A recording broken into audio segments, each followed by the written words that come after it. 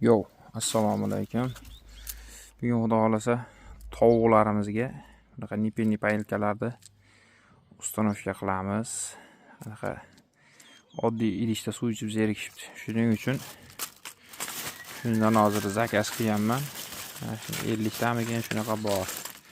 Uni jo'jalarga va tovuqlarga 25 lik polietilen turbadan olganman. Buni endi hozir teshib, sverloda Shumon liniyasi bo'yicha teshib katta 50 yo 100 litrli bochkaga ustanovka qilamiz. Mana qatirban oldik. Ko'ringlarchi. Bir baho beringlarchi, nima deyapti u? Menimcha yaxshi, birinchisiga yomon emas. Nima deysizlar? Buni faqat tekis qilib teshish kerak ekan. Menimcha yaxshi bo'ldi. Nima deysizlar?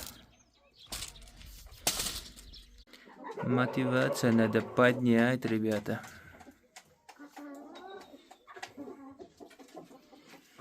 Nima deyapti, bola?